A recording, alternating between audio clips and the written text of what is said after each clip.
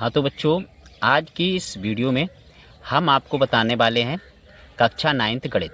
ठीक है, इसमें जिन बच्चों के पास में ये बुक है, एनसीईआरटी बुक है उत्तर प्रदेश राज्य हेतु, और इस बुक से मैं आपके लिए एक्सरसाइज 1.1 कराने वाला हूँ। और एक्सरसाइज कौन सी है, देखिए मैं अभी इसको कराने जा रहा हूँ।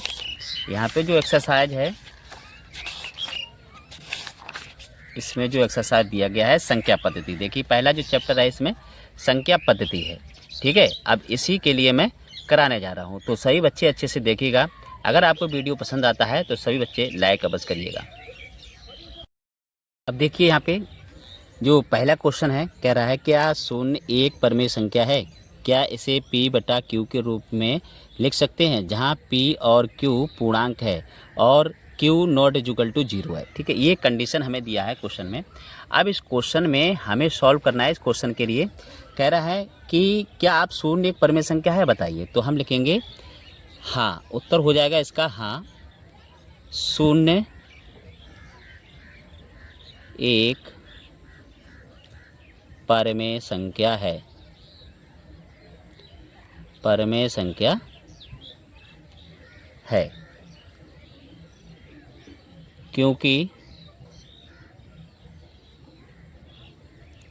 इसे p/q के रूप में लिख सकते हैं। देखिए उदाहरण के लिए यहाँ पे जैसे 0/1 इस प्रकार से।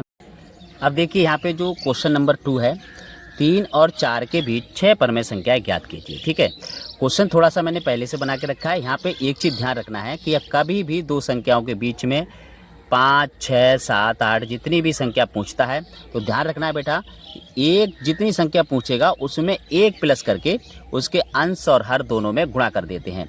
ठीक है, तो ऐसा करने से क्या हो जाएगा, यहाँ पे 21/7 प्राप्त हो जाएगा और यहाँ 28/7 प्राप्त हो जाएगा। हम लिखेंगे 21/7 और 28/7 के बीच 6 परमेय संख्याएं कौन सी हो जाएंगी। देखिए 22/7, 23/7, एक एक बढ़ाते जाएंगे, और 24/7, 25/7, 26/7, ये 5वीं संख्या हो जाएगी, और ये 6 हो जाएगी 27/7। तो इस प्रकार से यहाँ पे 6 परमेय संख्याएं हो जाएंगी।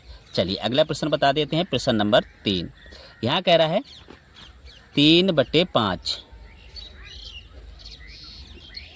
3/5 और 4/5 के बीच 5 परमेय संख्याएं। देखिए बहुत आसान क्वेश्चन है, 5 परमेय संख्याएं ज्ञात कीजिए। ये रहा क्वेश्चन। अब देखिए कितना आसान है ये क्वेश्चन, इसको पहले उत्तर लिख लेते हैं इसका। देखिए अभी मैंने बोला था उपरोक्त क्वेश्चन में कि जहाँ संख्या पूछता है उससे एक प्लस करके उसके अंश और हर दोनों में गुणा करते हैं।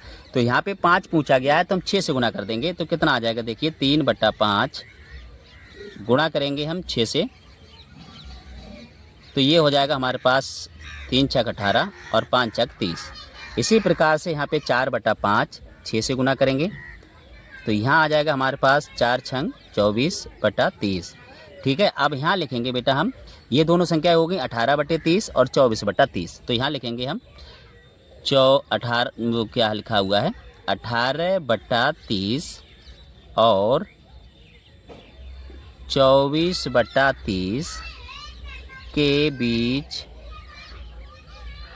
5 परमेय संख्याएं, 5 परमेय संख्याएं बराबर। देखिए यहाँ से हमें एक एक बढ़ा देना है, हर में कोई अंतर नहीं आएगा। तो हम यहाँ लिखेंगे, देखिए 18/30 है तो यहाँ लिखेंगे 19/30। इसी प्रकार से लिखेंगे 20/30, 21/30 और कहाँ तक जाएंगे 24 तक, 22/30 और 23/30। तो इस प्रकार से ये 5 संख्या हो जाती हैं। देखिए 1, 2, 3, 4 और ये 5। ठीक है, राइट। ये हमारा क्वेश्चन का आंसर हो गया। ठीक है, तो इस प्रकार से मैंने ये क्वेश्चन करा दिए। अब जो क्वेश्चन रह गए हैं थोड़े से सही गलत है, यहाँ पे 3 प्रश्न दिया गया है चौथे का, चलिए उसको भी करा देते हैं।